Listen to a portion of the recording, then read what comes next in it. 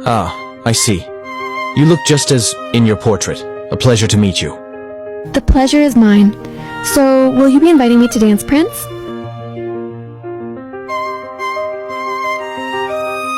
Darling, let our daughter decide. Trust that she will know what's best. She knows her duty. Besides, if I chose Prince Stefan, it's because I know it's what's best for her. Seems you're still not ready to listen.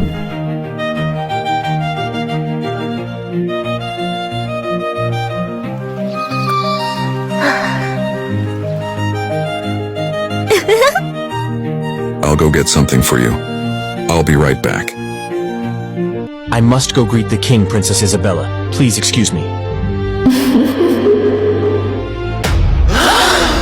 Impossible. What is she doing here?